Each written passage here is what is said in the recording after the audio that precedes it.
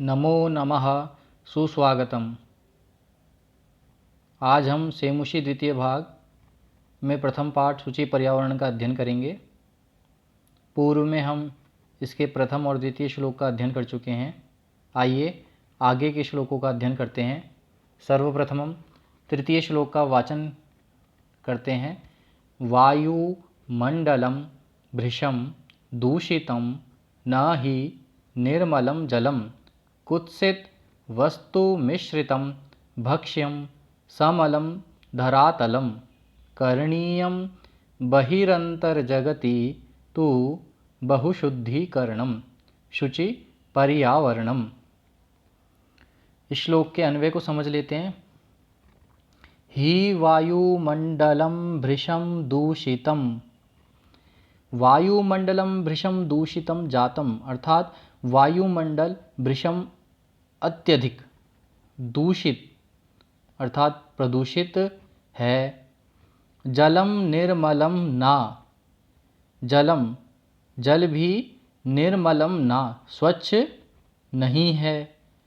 भक्ष्यम कुत्सित वस्तु मिश्रितम, भक्ष्यम अर्थात जो खाद्य पदार्थ हैं जिनका हम सेवन करते हैं भोजन के रूप में।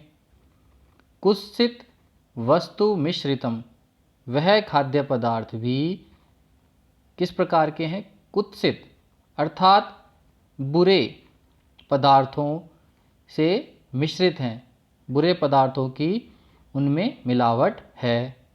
धरातलम समलम, धरातल से तात्पर्य है धरती। समलम अर्थात मल से युक्त हो गई है, अर्थात गंदी हो गई है। जगति तु अंतः बहि बहुशुद्धीकरणम करणीयम, जगति से तात्पर्य है संसार में। अंतः हमें क्या करना है? अंतः अर्थात आंतरिक रूप से, इंटरनली। बहि अर्थात बाह्य रूप से, बाहरी रूप से, अर्थात एक्सटर्नली। बहुशुद्धीकरणम करणीयम, बहु अर्थात बहुत ज़्यादा शुद्धिकरण, पवित्रकरण करना चाहिए। अतः शुचि पर्यावरणम, पर्यावरण शुद्ध हो। इसके पदार्थों को देख लेते हैं, पदों के अर्थ को। भृशम से तात्पर्य है अत्यधिकम। दूषितम, दुष जमा अक्ता प्रत्यय लगा है अर्थात दूषित हुआ। निर्मलम, मलस्य अभावा, अव्ययी भाव समास है इसमें, यानी निर्मल। भक्ष्यम, खाद्य वस्तु कहा जाता है भक्ष्य को। कुत्सित वस्तु मिश्रितम, कुत्सितेन वस्तुना मिश्रितम, यानी खराब वस्तुओं से मिश्रित। समलम, मलेन सहितम अर्थात मल युक्त। अब इस श्लोक का भावार्थ क्या कहता है? क्योंकि वायुमंडल अत्यधिक प्रदूषित हो गया है, इसलिए अब निर्मल साफ पानी भी नहीं है। खाद्य सामग्रियों में भी खराब वस्तुओं का मिश्रण किया जा रहा है। संपूर्ण धरातल गंदगी से युक्त है। इस संसार में अंदर और बाहर बहुत शुद्धिकरण किया जाना चाहिए, पर्यावरण पवित्र हो। इस श्लोक के अनुसार, भावार्थ के अनुसार आप अपनी स्तर पे इन प्रश्नों के उत्तर देने का प्रयास कीजिएगा। प्रश्न प्रथम, किम वृषम दूषितम? प्रश्न द्वितीय, धरातलम केन युक्तम अस्ति? प्रश्न तृतीय, अत्यधिकम इत्यस्य पर्यायपदम श्लोकात् चित्वा लिखत। प्रश्न चतुर्थ, अल्पम इत्यस्य विलोम पदम किम? आइए अगले श्लोक का एक बार अध्ययन करते हैं। कंचित कालम नय मामस्मान् नगरात् बहुदूरं प्रपश्यामि ग्रामान्ते निर्झर नदी पयः पूरम् एकान्ते कान्तारे क्षणमपि मे स्यात् संचरणम शुचि पर्यावरणम। इसके अन्वय का अवलोकन कर लेते हैं। माम अस्मात् नगरात् किंचित कालम बहुदूरम नय मां मुझे अस्मात् अर्थात इस नगरात नगर से किंचित कालम कुछ समय के लिए बहुदूरम नय बहुत दूर ले चलो ग्रामांते पयःपूरम ग्रामांते ग्रामस्य अन्ते षष्ठी तत्पुरुष पयःपूरम पयःपूरम से तात्पर्य पयः कहते हैं जल को और पूरम मतलब उससे पूर्ण अर्थात जलाशय निर्झरम अर्थात झरने नदीम अर्थात नदी को प्रपश्यामि देखना चाहता हूँ क्षणम अपि एकांते कांतारे में संचरणम स्यात् तात्पर्य है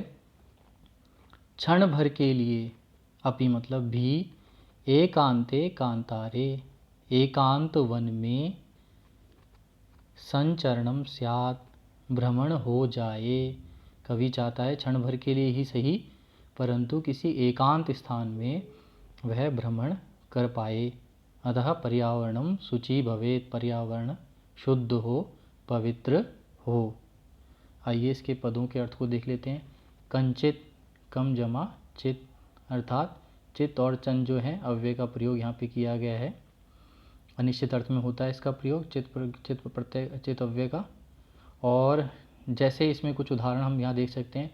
तत्र कः अस्ति वहाँ कौन है तो हम इसके उत्तर में क्या कहते हैं कश्चन बालकः अस्ति। तो यहाँ पर चन जो है अव्यय का प्रयोग हुआ है अर्थात कोई बालक है। कश्चित बालकः अस्ति यहाँ पर चित प्रत्यय का हुआ है कोई बालक है। ग्रामांते पद आया था ग्रामस्य अन्ते यानी सीमायाम यानी गांव की सीमा में। पयःपूरम जलाशयम यानी पयसा पूरितम तडागम तालाब जलाशय। कांतारे से तात्पर्य है वन में वने। इस श्लोक का भावार्थ देख लेते हैं। मुझे कुछ समय के लिए इस नगर से बहुत दूर ले चलो जहाँ गांव की सीमा में जल से भरे तालाब हो वहाँ झरने और नदी को जी भरकर देखूंगा। मैं एक क्षण के लिए थोड़ी देर के लिए भी एकांत जंगल में घूम सकूं यह मेरी कामना है। पर्यावरण पवित्र हो। इसके पश्चात कुछ प्रश्न हैं अपने अवलोकन के लिए। प्रश्न प्रथम कविं कस्मात् दूरम नय। प्रश्न द्वितीय कविः कुत्र संचरणं कर्तुं वाञ्छति। प्रश्न तृतीय एकांते कांतारे इत्यनयोः किं विशेषण पदम्। प्रश्न चतुर्थ वने इति पदस्य समानार्थक पदम श्लोकात् चित्वा लिखत। विद्यार्थी से स्वयं करेंगे। आइए अगले श्लोक का अवलोकन करते हैं। हरित तरुणाम ललित लतानाम माला रमणीया कुसुमावलिः समीर चालिता स्यान में वर्णीया नवमालिका रसालम मिलिता रुचिरम संगमनम शुचि पर्यावरणम। हरित इसका अन्वय देख लीजिए एक बार। हरित तरुणाम ललित लतानाम चा माला रमणीया स्यात्।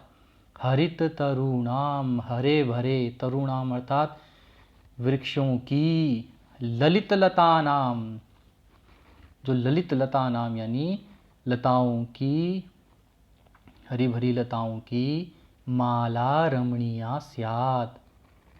माला कैसी है रमणीय है मनोहर है। समीर चालिता कुसुमावलिः में वर्णीया स्यात्। समीर चालिता वायु द्वारा चलाई गई। कुसुमावलिः कुसुम कहते हैं पुष्पों को फूलों को आवलिः अर्थात पंक्तियाँ में मतलब मेरे लिए वर्णीया स्यात् अर्थात वर्णीय है वर्ण के योग्य है। रसालं मिलिता नवमालिका। रसालम मिलिता यानी रसाल कहते हैं आम को, रसालम मिलिता यानी आम के वृक्ष से मिली हुई नवमालिका चमेली की संगमनम रुचिरम स्यात्। यहाँ पर संगमनम में स के बाद जो अक्षर है घ के स्थान पर ङ है, प्रिंटिंग मिस्टेक है। तो संगमनम रुचिरम स्यात् अर्थात जो आम के वृक्ष से लगी हुई जो चमेली है, चमेली का वृक्ष होता है, उसमें पुष्प होते हैं चमेली के। संगमनम रुचिरम स्यात्, उसका क्या हो, संगमनम समागम, रुचिरम अर्थात सुंदर संगमागम हो। पर्यावरणम शुचि भवेत्, पर्यावरण शुद्ध हो, पवित्र हो। इसके पदार्थों का एक बार अवलोकन कर लीजिए। हरित तरुणाम, हरितानाम तरुणाम अर्थात हरे वृक्षों का। ललित लतानाम यानी ललितानाम लतानाम यानी सुंदर लताओं का। रमणीया, रम जमा अनियर जमा टाप अर्थात सुंदर। समीर चालिता, समीरेण चालिता यानी हवा से चलाई हुई अर्थात हिलाने से तात्पर्य हिलाई गई। कुसुमावलिही, कुसुमा नाम अवलिही फूलों की पंक्तियाँ में अर्थात मह्यम मुझे। वर्णीया, वर्णीया शब्द की देख लीजिए किस प्रकार से बना है वो। व्री जमा अनियर जमा टाप, अनियर और टाप प्रत्यय मिलकर बने हैं। वर्ण करने योग्य, लेने योग्य। रुचिरम से तात्पर्य है सुंदरम। मालिका से तात्पर्य है माला, चमेली का एक प्रकार। आइए इसके भावार्थ को समझ लेते हैं। यानी हरे हरे वृक्षों और सुंदर लताओं की माला अत्यधिक सुंदर है। वायु के झकोरों से हिलती हुई फूलों की पंक्तियाँ मुझे अपनी ओर खींच रही है। फूलों की लताएं, नई मालाएं आम में मिल रही हैं, उनका संगम मनोहारी है। इस श्लोक के अध्ययन के पश्चात कुछ प्रश्न हैं जिन्हें विद्यार्थी करेंगे। प्रश्न प्रथम, केशाम माला रमणीया। प्रश्न द्वितीय, कुसुमावलिः केन चालिता स्यात्। प्रश्न तृतीय, पंक्तिः इति पदस्य समानार्थक पदम लिखत। प्रश्न चतुर्थ, कुत्सितम इति पदस्य विलोम पदम लिखत। आइए अगले श्लोक का अध्ययन करते हैं। श्लोक छठा, अयिचल बंधो खगकुल कलरव गुंजित वन देशम पुरकलरव सम भ्रमित जनेभ्यो धृत सुख संदेशम चाकचिक्य जालम नो कुर्याद जीवित रसहरणम शुचि पर्यावरणम। अन्वय का अध्ययन कर लेते हैं। अयि बंधो खगकुल कलरव गुंजित, यहाँ पर गुंजित के बाद वन देशम, ये वन देशम जो शब्द है इसका भी यहाँ पर प्रयोग होगा, जो रह गया है उसको भी इसके साथ में जोड़कर पढ़ेंगे। One Desam Gunjit one Desam. अयि बंधो खगकुल रव गुंजित वन देशम। अयि बंधो, हे मित्रों, खगकुल कलरव, खग कहा जाता है पक्षियों को, और कुल यानी उनके समूह में, कलरव, कलरव अर्थात उनकी जो मधुर ध्वनि है उससे गुंजित गुंजायमान वन प्रदेश में चल, चल से तात्पर्य है चलो। धृत सुख संदेशम, कैसे चलना है, धृत सुख संदेशम, धृत मतलब धारण करते हुए, कैसा संदेश, सुख का संदेश धारण करके चलना है। क्यों, पुरकलरव, पुरकलरव समभ्रमित जनेभ्यो चाकचिक्य जालम जीवित रसहरणम नो कुर्याद। पुरकलरव, पुर कहा जाता है नगर, कलरव यानी शोरगुल, नगर के शोरगुल से संभ्रमित जनेभ्यो, जो भ्रमित लोग हैं वो क्या हो रखे हैं, चाकचिक्य जालम यानी चकाचौंध भरी जो दुनिया है उससे जीवित रस हरणम, उनके जीवन का जो रस है, जो चकाचौंध वाला जीवन है, शहरी जीवन है, उससे भ्रमित लोगों का जो जीवन है वो क्या हो गया है, उनके रस का हरण हो गया है, उनके सुख का हरण हो गया है। इसीलिए कहा गया है सुख का हरण नो कुरियात, मतलब सुख का हरण हो रहा है और ऐसा ना हो, नो कुरियात, ऐसा ना हो, इसलिए क्या कहा जा रहा है कि वन प्रदेश में चलो, ऐसे प्रदेश में चलो जहाँ पर पक्षियों के समूह का कलरव वन प्रदेश में होता है। पर्यावरणम शुचि भवेत्, पर्यावरण शुद्ध हो। पदार्थ देख लेते हैं इनके पदों का अर्थ। खग कुल रव, खग कुलानाम कलरवः, पक्षी समूहानाम ध्वनिः, खग कुल रव गुंजित वन देशम। पूर्ण शब्द था ये, इसको किस प्रकार से इसका वो बनती है व्युत्पत्ति देख लीजिए। खग कुल कलरवेण गुंजितम वन देशम, अर्थात पक्षियों के समूह की ध्वनि से वन प्रदेश गुंजायमान हो। पुरकलरव संभ्रमित जनेभ्यो, पुरकलरवेण संभ्रमित जनः तेभ्यः, इसका संपूर्ण शब्द की व्युत्पत्ति है नगर के कोलाहल से विचलित लोगों के लिए। चाकचिक्य जालम, कृत्रिमम प्रभावपूर्णम जगत, नकली चकाचौंध, कृत्रिम कहा जाता है जो आर्टिफिशियल। धृत सुख संदेशम, धृतम सुखस्य संदेशम येन तम, अर्थात सुख का संदेश धारण किया। आइए इसके भावार्थ को देखते हैं। ओ मित्र, पक्षियों के समूह के कलरवों, कलरव यानी आवाज़ों से गुंजायमान वन प्रांत में जिसने शांति के कारण सुख का संदेश धारण किया है, चलो इस संसार में नगर के कोलाहल से अशांत व्यथित लोगों के जीवन के आनंद का हरण यह नकली चकाचौंध ना करें। इस श्लोक के अध्ययन के पश्चात प्रश्न विद्यार्थी स्वयं करेंगे अपने अवलोकन के लिए। प्रश्न प्रथम,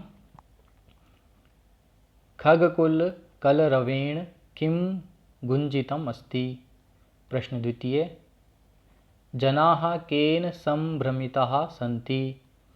प्रश्न तृतीय, दुःखमिति पदस्य विलोम पदम लिखत। प्रश्न चतुर्थ, चाकचिक्यजालं नो जीवितरसहरणं न कुर्यात् इति वाक्ये किम क्रियापदम। आइए इसके बाद अंतिम श्लोक का अध्ययन कर लेते हैं। पहले वाचन। प्रस्तरतले लतातरुगुल्मा नो भवन्तु पिष्टः, पाषाणी सभ्यता निसर्गे स्यान्न समाविष्टा, मानवाय जीवनं कामये नो जीवन मरणम शुचि पर्यावरणम। श्लोकान्वय देख लेते हैं। प्रस्तर तले, यहाँ पर ता जो है वह अतिरिक्त आ गया है, केवल प्रस्तर जमा तले, प्रस्तर तले, इस ता को ना माने। प्रस्तर तले लता तरु गुल्माः पिष्टाः ना भवन्तु। प्रस्तर तले लता तरु गुल्माः पिष्टाः ना भवन्तु। प्रस्तर तले से तात्पर्य है पत्थरों के नीचे। जो हम शहरी जीवन जी रहे हैं वहाँ पर जो भी भवन इमारतें हैं वो पत्थरों से बनी हुई है, तो इस कंक्रीट के शहर में लता तरु गुल्माः, लता लताएं, तरु वृक्ष, गुल्माः झाड़ियाँ, पिष्टाः ना भवन्तु,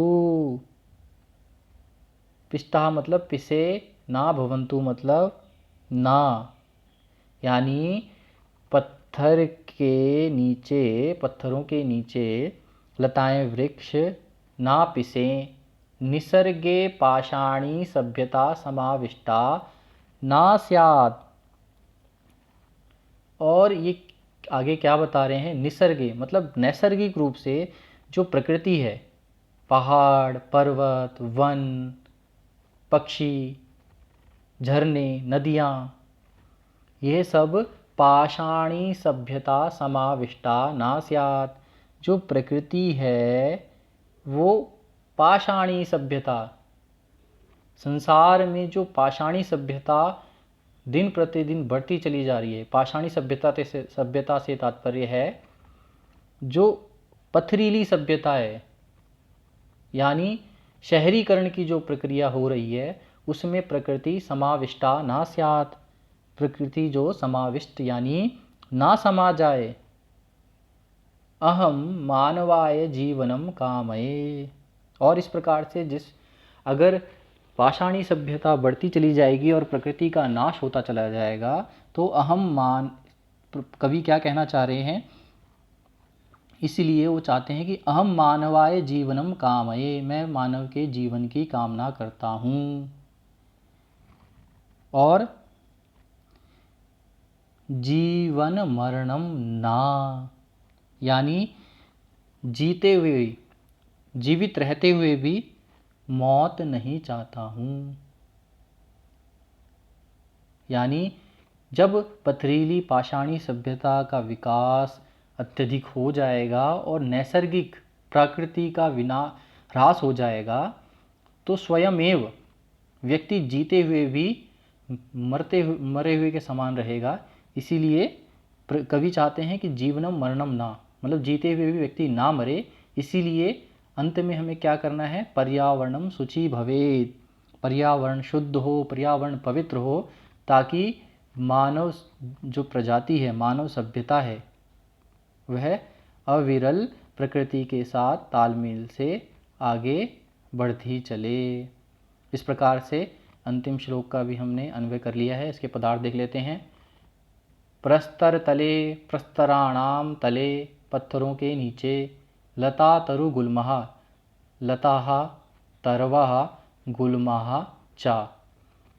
ये इसकी व्युत्पत्ति है, लता तरु गुल्मः, यानी लता से तात्पर्य है लताएं, तरवा से वृक्ष, गुल्मा से झाड़ी। पिष्टः, पिश जमा अक्ता, पिसे ना जाएं, निसर्गे प्रकृत्याम अर्थात प्रकृति में, पाषाणी पत्थर से बनी हुई, समाविष्टा सम जमा आ जमा विष जमा अक्ता जमा टाप, ये इसकी पूरी प्रकृति है शब्द की। किस प्रकार से शब्द बनता है, समाहित, समाविष्टा से तात्पर्य समाहित। इसका एक बार भावार्थ पढ़ लेते हैं, श्लोक का क्या मतलब है, कवि क्या कहना चाहते हैं। पत्थरों के नीचे वृक्ष, लता और झाड़ियाँ दब ना जाएं, प्रकृति में पाषाणी सभ्यता, सीमेंट, कंक्रीट से बनी जो सभ्यता है समाहित नहीं हो। मैं मनुष्य के लिए जीवन चाहता हूँ, जीवन के वेश में छिपी हुई मृत्यु नहीं। अब इसका विमर्श कर लेते हैं कि श्लोक से क्या कवि का तात्पर्य है, कवि क्या कहना चाहते हैं। श्लोक के माध्यम से कवि ने सीमेंट और कंक्रीट के जाल में दम तोड़ती प्रकृति की पीड़ा को अभिव्यक्ति दी है। मनुष्य ने अंध प्रगति की दौड़ में निर्मम होकर पेड़ों को काट काट कर अट्टालिकाएं बनानी शुरू कर दी हैं, जिससे प्रकृति के साथ साथ उसके स्वास्थ्य पर भी प्रतिकूल प्रभाव पड़ा है। लेकिन वह उसे अनदेखा करते हुए अपनी तथाकथित समृद्धि और सभ्यता के आवरण में लिपटा हुआ प्रकृति के साथ छेड़छाड़ में लगा हुआ है, जिसका परिणाम बहुत ही भयानक हो रहा है।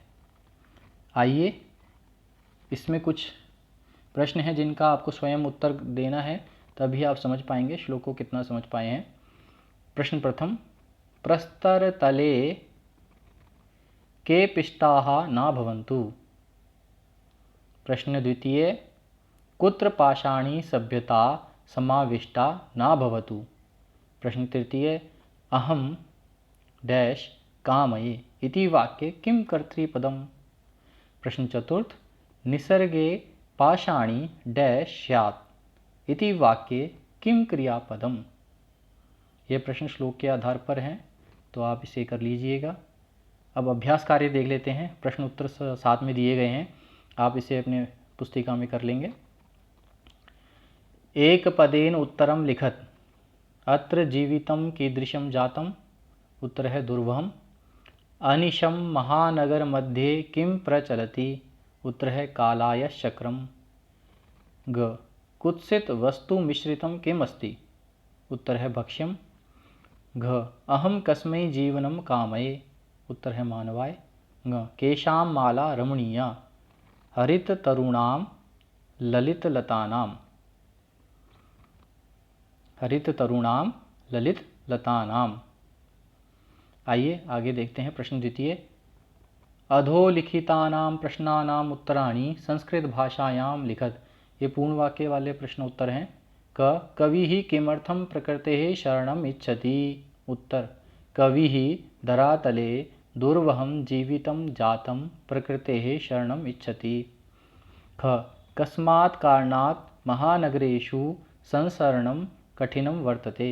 उत्तर मार्गेषु यानानाम् अनन्ताः पङ्क्तयः सन्ति, अतः महानगरेषु संसरणं कठिनं वर्तते। ग अस्माकं पर्यावरणे किं किं दूषितम् अस्ति।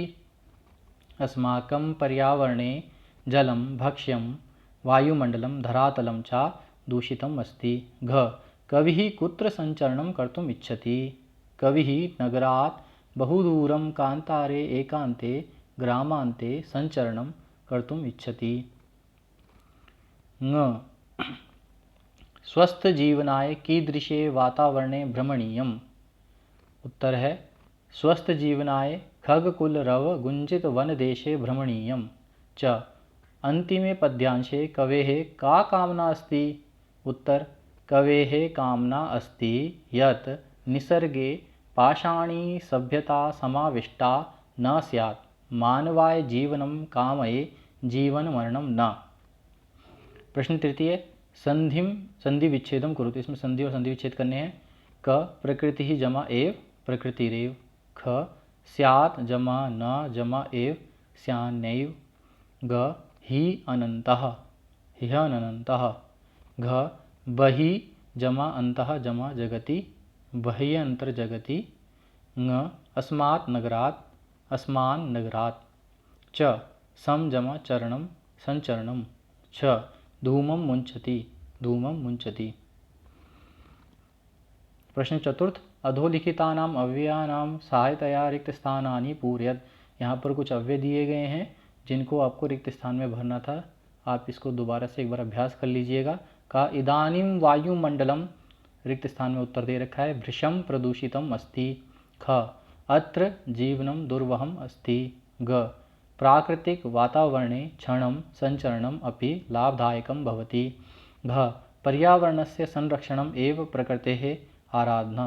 ङ सदा समयस्य सदुपयोगः करणीयः। च भूकंपित समये बहिः गमनमेव उचितं भवति। छ यत्र हरितिमा तत्र शुचि पर्यावरणम्। प्रश्न पंचम। इसका भाग एक है। अधोलिखितानां पदानां पर्याय पदम लिखत। इसमें पर्यायवाची पद लिखने हैं समक्ष में जो लिखे गए हैं। उत्तर दे रखा है इसमें। सलिलम का उत्तर क्या है। जलम। आम्रम रसालम। वनम कांतारम। शरीरम तनुः। कुटिलम वक्रम। और पाषाणः प्रस्तरम। तो ये इस प्रकार से इसके उत्तर यहाँ दे दिए गए हैं। इसका आ भाग देख लेते हैं। इसमें अधोलिखित पदानां विलोम पदानि पाठात् चित्वा लिखत। इन शब्दों के विलोम पद पाठ से लिखने थे, जो इनके उत्तर हमने समक्ष में लिख दिए हैं। सुकरम का उत्तर है दुर्वहम। दूषितम का शुद्धम। गृह्णन्ति का मुंचति। निर्मलम का समलम। दानवाय का मानवाय। शान्तः का अनन्तः। प्रश्न छठा। उदाहरणम अनुसृत्य पाठात् चित्वा च समस्त पदानि समास नाम च लिखत। यहाँ पे विग्रह पद हैं, यहाँ समस्त पद और समास के नाम हैं। जैसे कि उदाहरण के तौर पे का क्या विग्रह पद है। मलेन सहितम। इसमें समस्त पद क्या बनेगा। समलम, जो श्लोक में भी आया है। कौन सा समास है इसमें। अव्ययी भाव समास। इसी प्रकार से आगे देखिए। हरितः च ये तरवः, ब्रैकेट में तेषाम दे रखा है। समस्त पद क्या होगा? हरित तरुणाम। इसमें समास कौन सा है? बहुव्रीहि समास। ग ललिताः च या लताः तासाम, ललित लतानाम, ये इसका समस्त पद है। कौन सा समास है? बहुव्रीहि समास। घ में नवा मालिका, विग्रह पद है। समस्त पद क्या होता है समास का? नव मालिका। इसमें कौन सा समास है? द्विगु समास। ङ धृतः सुख संदेशः येन तम, धृत सुख संदेशम समस्त पद। समास कौन सा है? कर्मधारय तत्पुरुष समास। च में कज्जलम इव मलिनम, कज्जल मलिनम यानी कर्मधारय तत्पुरुष समास। दुर्दान्ते ही दशनहि, इसमें भी दुर्दान्ते ही दशनहि में कर्मधारय समास हो रखा है। प्रश्न सप्तम रेखांकित, यहाँ पे ङ है, घ हो गया है वो। रेखांकित पदम आधृत्य प्रश्न निर्माणम कुरुत। क शकटीयानम कज्जल मलिनम धूमम मुंचति, जो ब्लैक बोल्ड है इसके स्थान पर हमें प्रश्नवाचक शब्द बनाना था और प्रश्नवाचक चिन्ह लिखना है। तो हमने संपूर्ण उत्तर लिखा है, आप भी इसी प्रकार से करेंगे। शकटीयानम कीदृशम धूमम मुंचति। ख उद्याने पक्षिणाम कलरवम चेतः प्रसादयति, उत्तर क्या है? उद्याने केशाम कलरवम चेतः प्रसादयति। ग पाषाणी सभ्यतायां लता तरुगुल्मः प्रस्तरतले पृष्ठाः सन्ति, पाषाण, उत्तर क्या है? पाषाणी सभ्यतायां का प्रस्तरतले पृष्ठाः सन्ति। घ महानगरेषु वाहनानाम अनंताः पंक्त्या धावन्ति, उत्तर है केषु वाहनानाम अनंताः पंक्त्या धावन्ति। ग में है प्रकृत्याः सन्निधौ वास्तविकं सुखम विद्यते, इसका उत्तर है कस्याः, प्रकृत्याः की जगह क्या है? कस्याः सन्निधौ वास्तविकम सुखम विद्यते। यहाँ पर दा के स्थान पर दिया हो जाएगा, उसी प्रकार से यहाँ पर भी दिया हो जाएगा। द या दिया कंप्यूटराइज टेक्निकल एरर है। इस प्रकार से हमने संपूर्ण प्रथम पाठ का अध्ययन कर लिया है और आशा है कि आपको ये पाठ समझ में आ जाएगा और इसके पश्चात आप इसके प्रश्नोत्तरों को भी कर लेंगे।